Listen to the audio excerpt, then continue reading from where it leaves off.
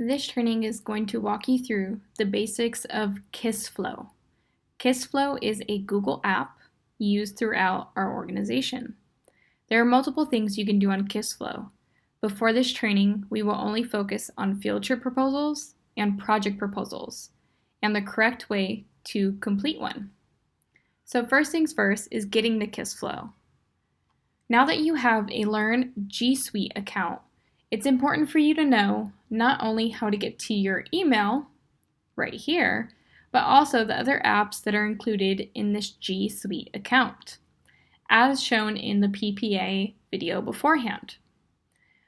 Skipping straight to it, I'm going to go ahead and use these three dots, scroll down, and open KissFlow this way.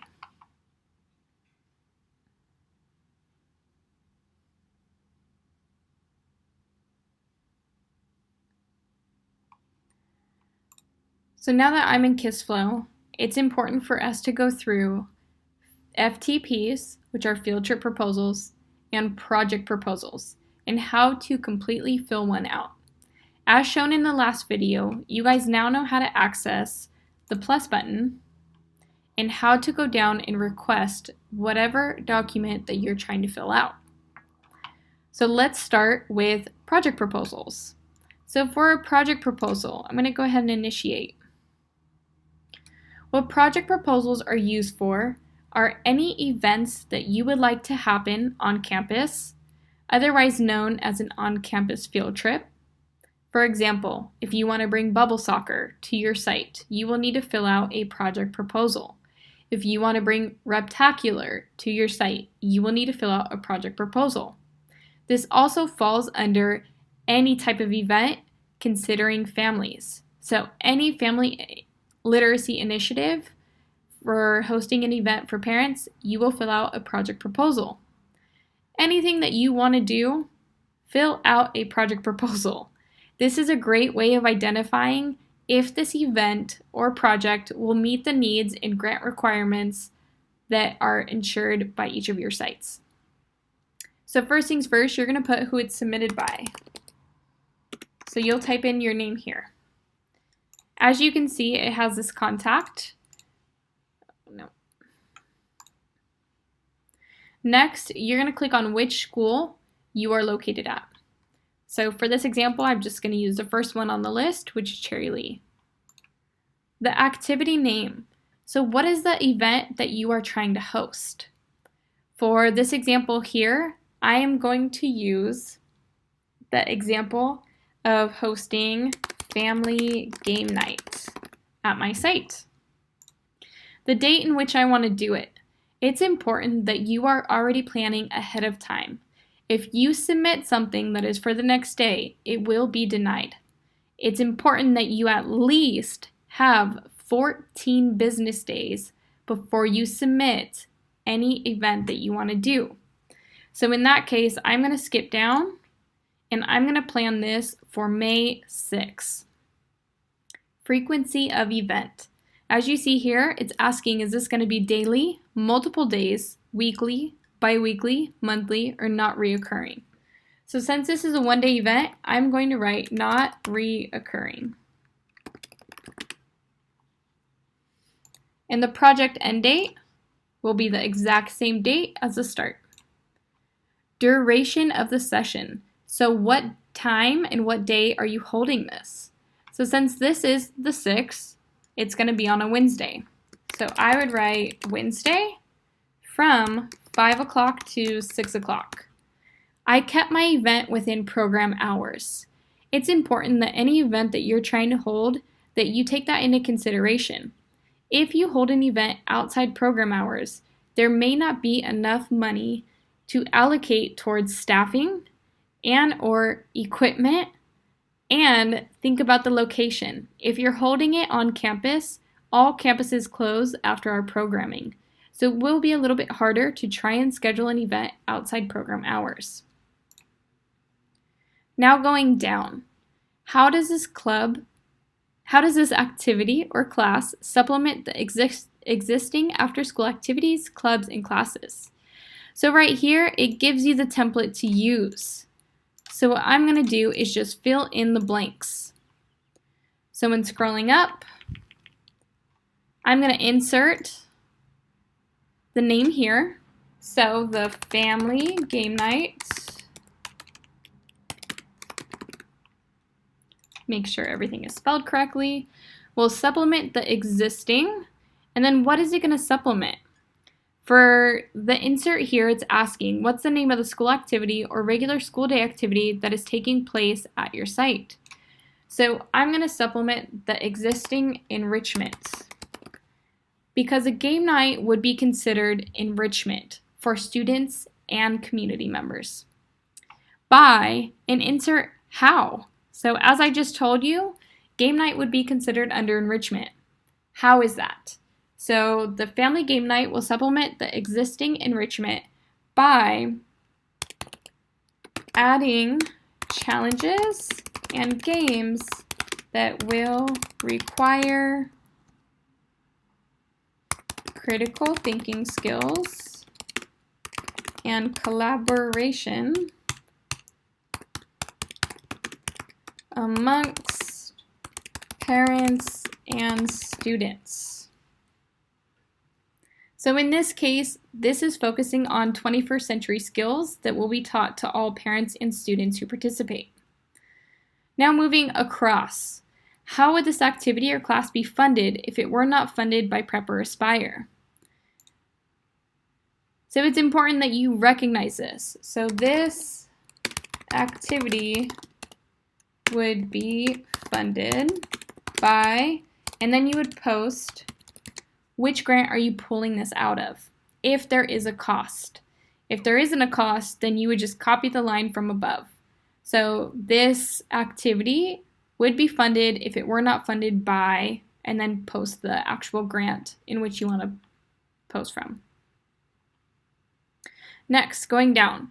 So what subgroup, if any, is being targeted? So as you can see here, there's a very large template.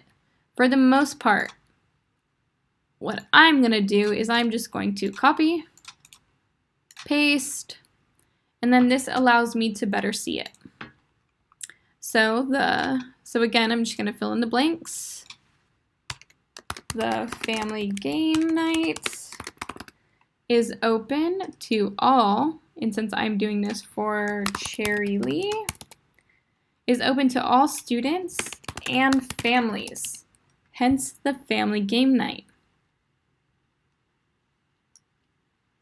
Now, as you can see, the next line, it states, the blank is open to all, so it's emphasizing. So here, it's showing that it has an emphasis. The time that you would use this line here is if you are running a coding club and you're really trying to target your coding students. If you are running a fitness club and you're trying to target the students in kids play or the students in your weight room. This is when you'll use this line because it adds that extra emphasis into the description. Since mine is open to all students and families, I am going to delete the rest of this template. Now going down into objective.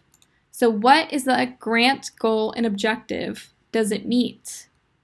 What is the specific objective of the activity? So again, I'm going to go ahead and copy here. And I'm going to input what my objective for this activity will be. So the family game night meets the enrichment component of the, and I'm going to stick with ACES grant. Students will, and this is where you will insert students, what students will learn. And this is where you can use the Bloom taxonomy verb. This can be found in your Google Drive. So when you go back, I'm going to open up my Google Drive. I'm going to use this search button up here to type in Bloom's, and it pops up right there. Oh, and that is not what I was trying to look for. Let's pull up the actual. Awesome. So you type in Bloom's and it'll pop up. Be able to solve a problem within the game by using, and again, I'm going to focus back on 21st century skills, since that's the skill I want to get at a game night, by using 21st century CCLC skills of critical thinking and communication in order to work with the community, parents/guardians, in completing the game. So that was a long way of going about how to answer the actual objective. But if you're able to fill in the blanks and you know what you want your parents or your students to get out of this activity, that is what is going to be filled in here. Now going down, procedure. What are the program logistics? How will participants prepare and accomplish this lesson, activity, or event? So again, with each one of these prompts, it gives you a template to use. So it's simple enough to easy to just copy and fill in the blanks. So working on procedure. So I'm going to have both. So I'm going to have, instead of participants, I'm going to include parents and or guardians and students will prepare for the family game night by, and this is where I'm going to include exactly how they're going to prepare. So in this case, I want them to prepare by filling out an intent to participate form. By filling out an intent to participate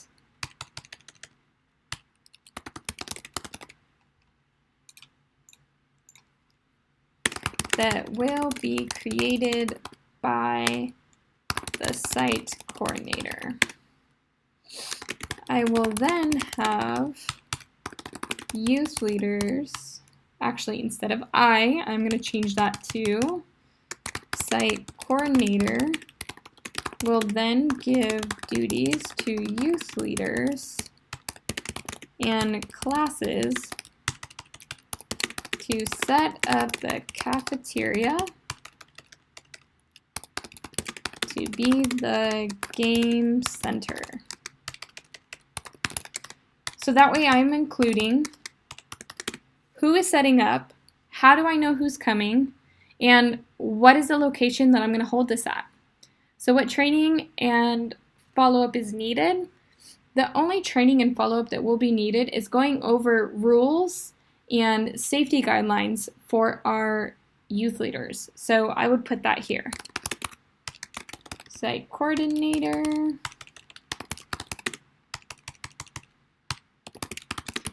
will review all rules and guidelines for this event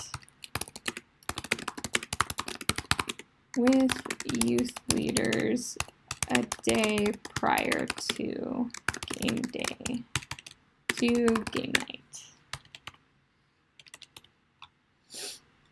All right, and then going down, so right here is your projected budget.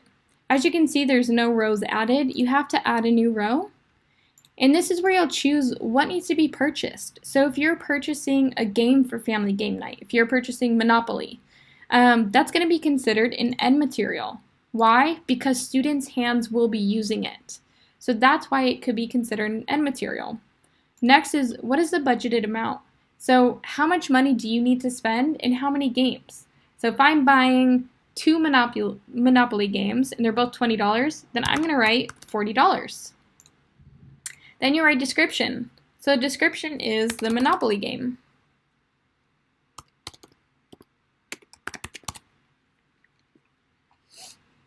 So that way when you submit it, your direct supervisor will be able to see exactly what is needed in order to run this and what budget are you pulling from. And then how do you evaluate the effectiveness of this program? Well, how do you think we could evaluate the effectiveness of this program? if we're trying to get community involvement and we're trying to focus on 21st century skills, that's what we want to focus on down here. So the program effectiveness will be evaluated by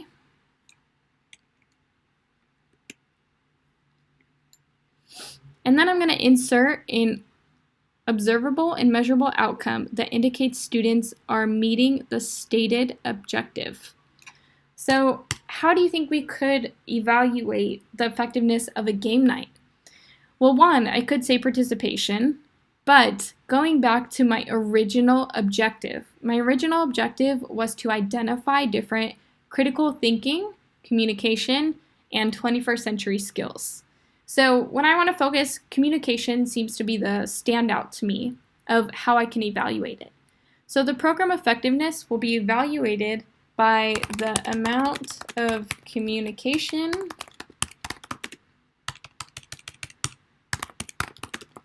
observed between parents/guardians and students.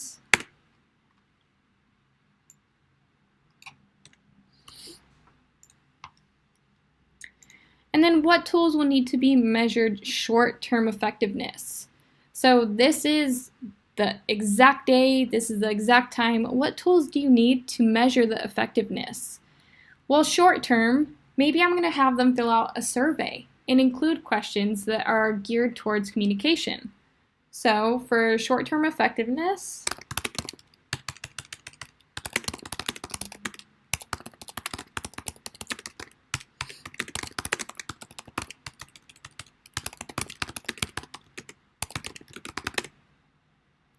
we'll email out surveys to all participants focused on the 21st century skills that they used. And then what tools will be measured for long-term effectiveness? So this is when I would probably look into participation. So if I know I'm looking for communication and I observe that, great. If I then send out a survey and parents then say, yes, I was able to communicate more with my students, great. Long term, the tools that I would use is evaluating or adding questions to survey about coming back, or adding questions to survey about participation in the future. So that way we're also to reevaluate and go back to those surveys to see, yeah, we did have a lot of parents saying that they would come back to events such as this. Now once this is completed, that's when you will submit. And once you submit, your project proposal will automatically end up in input request. Same thing that happens with your PPAs or any other input that you do on KISSFlow. It always comes back to you. And it always comes back to you to attach your files right here. So when it comes to project proposals, unlike PPAs, your project proposal does not generate a PPA number or a PP number for that case. So what you would do is in that same KISSFlow folder that was shown on the last training, there is a project proposal folder. That is where you will rename it to be PP and then go ahead and put in what event it is. So for this case, I would name my attachment PP Family Game Night 1, PP Family Game Night 2, and etc. Things that you would include here is if you're purchasing materials, you would include a screenshot of your budget tracker. So your direct supervisor will be able to see where you're pulling this money from. The next thing that you will include is a lesson plan, if a lesson plan is needed, okay? Those are the items that should be included to all project proposals. Lesson plans will only really be needed to project proposals if you are looking to submit a project proposal for opening a new club that hasn't already been approved. And that is the basic outline of a project proposal request. Once you attach those files, you'll hit done and it'll be sent to your direct supervisor, and then go down the chain of command. Once it's approved, it will be sent right back to you showing that this has been approved. So now to do a quick overview of a field trip proposal. So I'm going to go back to my homepage. I'm going to click that plus button, and then I'm going to go down and I'm going to find an FTP, field trip proposal. I'm going to go ahead and initiate. Once I initiate, you'll be able to see most of these items will reflect just how they did on the project proposal. So here's where you will write the description, the grade level, the place, so where are you going, time and place of return, you're going to write your school site, the date of the field trip, how many students are you looking to take. It's important to note that one bus will hold probably 40 students. So that's probably the max number of students you can take. Some buses may take 50 or 60, but depends on the bus company you go for. And then time and place of departure. So as you can see, there's a time and place of return, time and place of departure. So this should be your school site. You're returning to your school site. Departure should also be your school site. So what time are you leaving? Now going down. So supplementing explanation. So just as done with the project proposal, you're going to write down, how does this activity supplement the existing after-school activity clubs or classes? So is it supplementing your enrichment? And if so, how? If it's supplementing your recreation? If so, how? Going down, the funding explanation. Same thing. Is how is this going to be funded? What grants or what funding are you pulling from out of your budget? And then go down, targeted students. Who are you targeting? Are you targeting your Kids Play students? Are you targeting your Kids Code students? Are you targeting your yoga students? This is where you'll put that subgroup of students that you want to target. And then educational objectives, same thing goes. For field trips though, it's important to note that your objectives must align with the Common Core standards. Again, Common Core standards can be found on your Google Drive. Common Core standards are really what academic component are you bringing to the table. So even if you're supplementing an enrichment in the regular after-school program, it's important that you can connect that to an academic-based program. All of our field trips must be academic. Next, you'll go into pre-trip learning, learning during trip, and then post-trip learning. So how are you preparing your students for this field trip? What knowledge do they need to know before they go? What are they doing on the field trip? If they're walking around, what observations need to be made?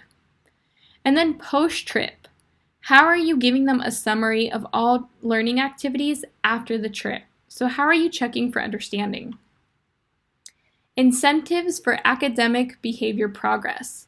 So this is where you will explain if there are any incentives that have been given to students in order to attend this field trip. For prep, it could be must attend 3 yoga classes before, field trip to be considered. For Aspire, maybe it's must be on best behavior and no notes in behavior logs. Moving down, safety procedures. Part of your FTP, every site will have to have their own specific safety procedures for field trips. This is going to be an attachment that you will add to this file. Safety procedures include bus rides. So what safety procedures are in buses? Don't open windows, don't stand up. If getting too loud, quiet down. When getting to the school site, who needs to stay with who? So that all needs to be outlined and detailed for safety procedures. These safety procedures should match with youth leaders and students and should be passed out the day of. Next, just as you did with the project proposal and inputting your budget, you will do that same thing here. If there is no number, it's important that you add zeros. Okay, so it rectifies that there's no numbers that need to be pulled from your budget. And then evaluation tool. Again, how are you going to evaluate this field trip? How do you know it was effective? How do you know students enjoyed it? That is where you'll put that info here. Chaperones, list all of your chaperones. If you know exactly what youth leaders you will be taking, please include their first and last names. If you are unsure what youth leaders you will be taking, please include how many youth leaders you will be taking. So youth leader 1, youth leader 2, youth leader 3. And then remember that it's 1 adult per every 10 students. Once you submit this, the same thing will happen. Well, I didn't fill it out, but it'll end up in your input request. With field trip proposals, they should generate a number, just as PPAs do, and that's when you will add these attachments. So you have to submit before you add attachments. That is the basic rundown of project proposals and field trip proposals.